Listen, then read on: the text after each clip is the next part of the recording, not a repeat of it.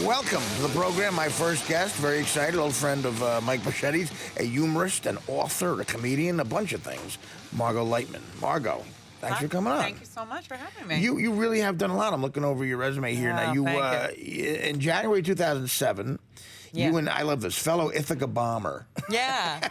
I never knew Ithaca were the bombers. Yeah, there was a campaign a few years ago to make that stop because people found it offensive. The bomber? Oh, wow. It was a mascot to be a bomb. Is there you know? Is there any word that's not going to be offensive soon? I mean, Husky? yeah. Well, no, that is offensive to Husky men. I'm offended by that? Yeah, Huskies. I have to go to Husky to shop. No, I know. Eventually, everything will be. You know, now they're trying to get the Washington Redskins. Although I'm not the most politically correct guy, but I actually see the point there. Redskin is it really is a horrible sort of thing, I think. But you know, Ithaca Bombers. Like it or not, that's where we're at. You debuted. That's a bad thing when you have a play to have boo in it. No, strip stories. Now, I heard about this. Yeah, it's a storytelling show. People tell embarrassing sex stories. Embarrassing, just any sex story. Well, we usually do a theme like bad dates or getting dumped or, I mean, it's not always negative. Sometimes it's best sex ever or whatever it is. Oh, really? How often does that happen? And we don't do that. That show's not very funny. Yeah. So we like the negative ones. Yeah, you know, like I went out with a guy, he seemed kind of weird, and then we had the best sex ever. Yeah, I know. You're not a great raconteur when you hear that.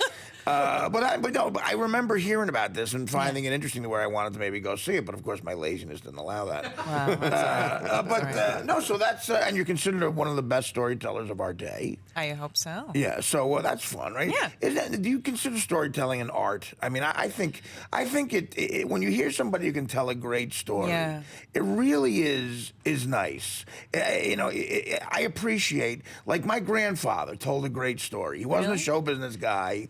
But he really, when he sat down and told stories about the war or whatever, they weren't cliche. They were very interesting and they were very detailed, and I appreciated it. And it sort of is, it becomes a bit of a lost art with how quick everything is now with texting and stuff. But then what's so weird is that there's a resurgence of it. I think people need it. I just went to a storytelling show and did one right before I came here, and people were rapt watching. Right. Yeah, and I was like, you know what, we just need to tune out for a little while. And just hear, it's the oldest art form. Yeah, aside from prostitution. It is. No, well, exactly. Of course, and that is an art form as well. No, but I get the feeling like, you know, The Great Gatsby, you know, could have been told if Fitzgerald were alive today in, like, you know, 2 texts. Like, you know, met a weird guy, saw a green light, LOL, she cheated. LMAO.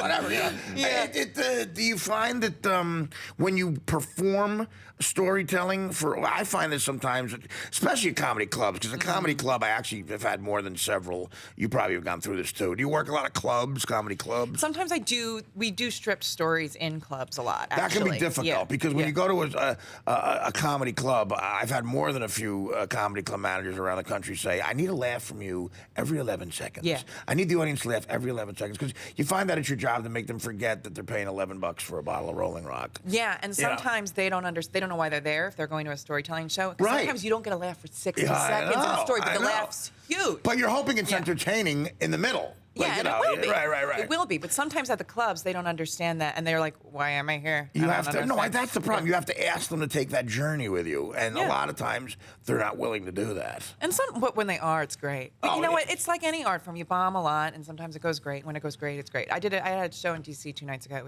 I just felt on top of the world afterwards. Where'd you play? You know, I wish I could remember the name. Was it the White House? It was a huge dance hall boutique, something like that. It was huge. We were probably up against each other. Were you there a few days ago? No, I was there 2 weeks. No, I thought you said weeks. No, 2 days ago. Where were we, Danny? The Howard Theater. The Howard Theater. It was about 250-seat theater. It was big. It was good, and it felt great. Yeah. I in my stand-up, the 2 specials that I've done, I try to go more into the storytelling thing, and that helped a lot from being sort of known a little bit. Yeah. They'll give you a break. If you're not known and you're just starting out, they won't. They want to start laughing. They want to laugh immediately. Get to the dick joke or whatever. Yeah, sometimes I have to get a laugh in the first line, and then I'll have a long pause. Is that how you try to measure it out?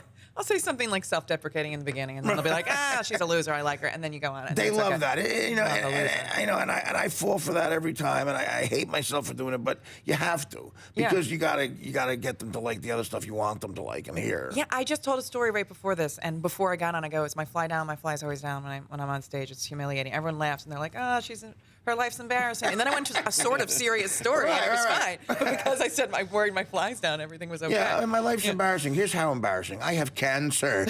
That's a sucker pun. Do you find yourself judging people when they tell you a story, in your family, and you're being the jerk in the scenario because they're not asking, they're not saying I'm a great storyteller. They're just trying to tell you a story about a barbecue they went to. Yeah. And you find yourself judging them like, oh God, you could have lost that, or I get really hard on my husband sometimes. I'll be like, no, he'll be telling a story publicly, and I'll be like, that character's not essential. Just cut that character out. Condense the timeline, make a composite character. I want to give him notes. Oh no, there are a lot of people who take it on a tangent where you're going, well, this has nothing to do with it. Yeah, the digression. And I find I don't want to stereotype, but it's like there's certain ages, there's certain cultures. It's really interesting because I've worked with a lot of people, and I see. I mean, I'm Irish, but the Irish digress more than anybody. Well, no, but they're also great storytellers. It's a little long. It's a little long. Well, listen, you're right. You're right. Well, maybe I'm thinking maybe there's 5 great Irish storytellers and the rest aren't. Or maybe but the 5 are famous. Yeah. But there's so much. They'll tell you the story and they'll be like, and then I went down and I saw my father there. Did I ever tell you that my father used to work at a button factory? And then they talk about the button factory for an hour, and it's like, oh my God, what happened in the story? My favorite, maybe this is another joke you can tell. Yeah. One of my favorite Irish jokes. Maybe if you've heard it before, tell me, because he's not a comedian. He's a football guy, and I've told a couple of old jokes that he likes to retell. This is an old joke, so maybe you've heard it before, but it's one of my favorite Irish jokes. 2 Irish guys sitting at a bar. And the one guy says to the bartender, give me a Guinness. I'm going to do a lame brogue, too, here. Give me a Guinness. And the guy looks at me and goes, you're a real Irishman. We're going to get many real Irishmen here. He goes, where are you from in Ireland? He goes, Dublin. He goes, Dublin? I'm from Dublin. He goes, where are you from in Dublin? Oh, County Cork. County Cork? I'm from County Cork.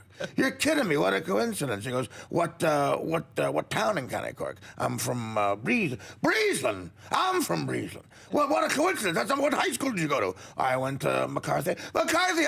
I went to McCarthy. What a coincidence is this? And they're yelling and screaming and making a big ruckus. And then a guy from across the bar says to the bartender, what the hell's up over there? And the bartender says, and that's the Callahan twins. They're drunk again. Not a bad one. Not a bad one.